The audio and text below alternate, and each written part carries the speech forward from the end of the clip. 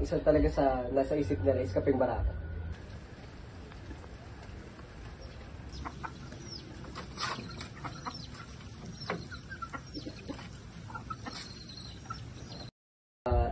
Barako is a very significant thing here in Lipa.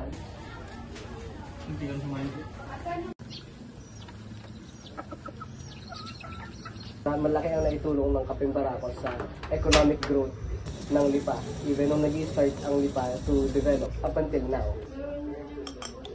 Kapeng Barako ay tinawag na Barako dahil sa tapang nito. Ang mga taga-Lipa ay matatapang. And yun yung nag-shape o nagko-connect sa Kapeng Barako at sa identity ng mga tao dito sa Lipa City.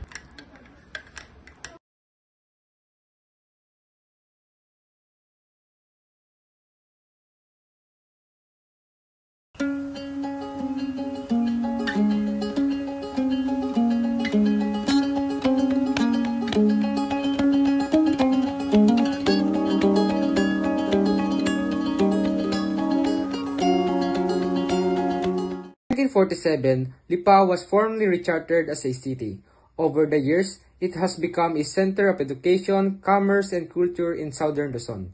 From the miraculous events of the apparition of the Virgin Mary in 1948 to its thriving economy today, Lipa continues to balance its deep faith with modern progress.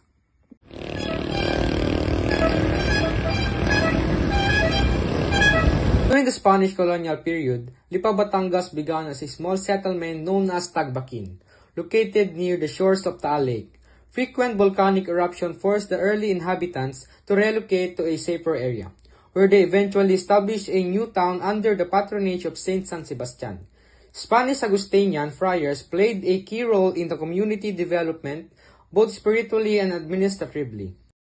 Fun fact, alam nyo ba na ang Lipa ay kilala dati bilang Bombon? At ito din ay kilala bilang Home of Lomi dahil sa malaking impluensya ng Chinese settlers.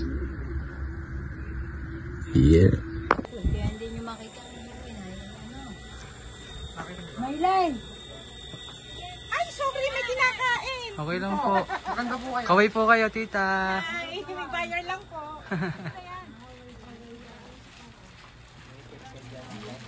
Wait lang po. Hi, I am Raymar Tipatian and I am born and raised here in Lipa.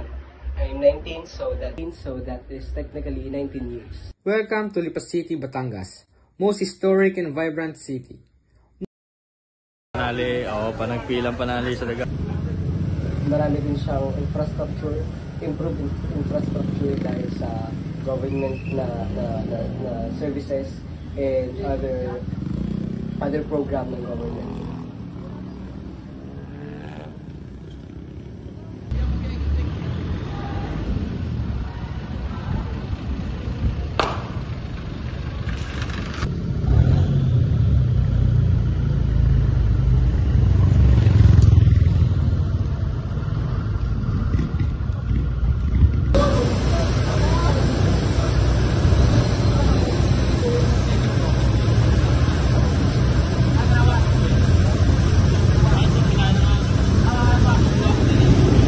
Tell you more about Lipa.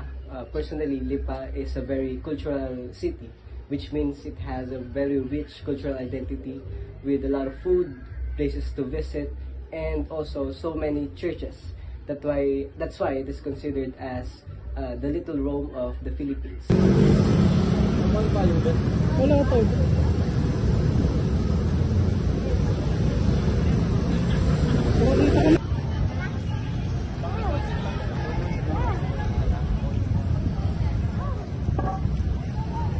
Fun fact, alam nyo ba na ang San Sebastian Cathedral ay isa sa pinakakilala na simbahan sa probinsya ng Batangas?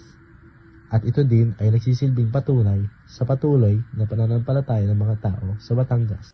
At nandito tayo ngayon sa pinakakilalang simbahan dito sa Lipa City, Batangas.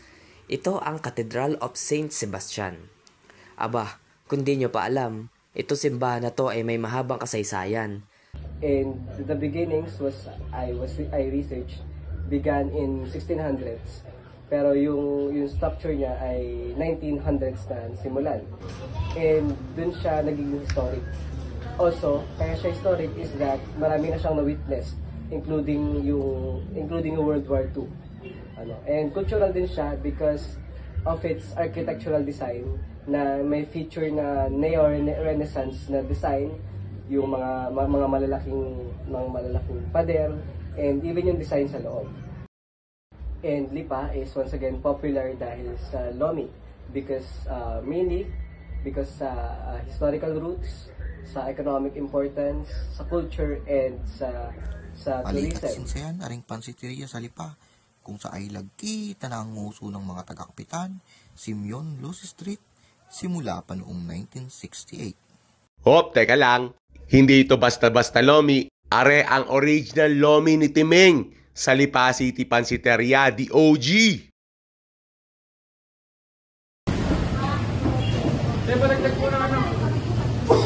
Nagsimula ito sa isang Chinese restaurant ng Chino na si Kim Eng at base sa sabi-sabi, taga-Lipa ang asawa na rin na si Natalia Eng.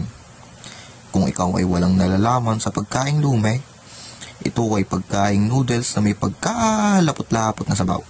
Tapos ay ibabawan pa ng samot-saring toppings, ay pihadong hindi ka magkakanda o gaga kung alin ang una mong isusubaw.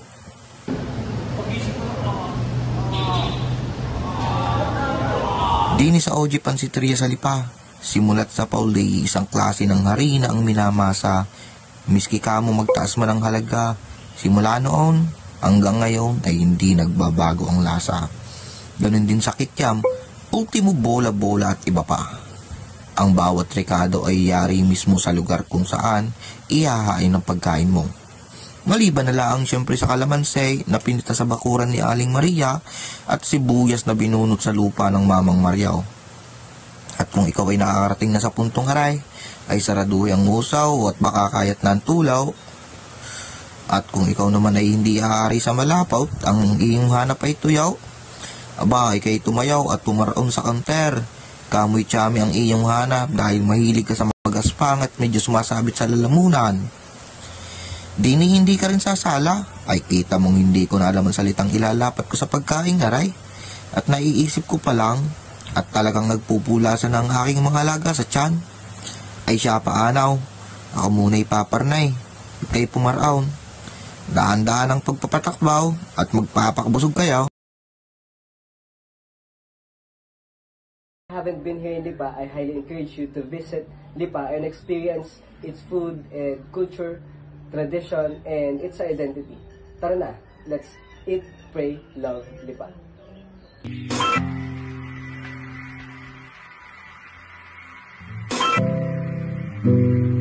I'm sure we're taller in another dimension. You say we're small and not worth the mention. You're tired of moving, your body's aching. We could vacate, there's places to go. Clearly this isn't all that there is. Can't take what's been given, but we're so okay here, we're doing fine.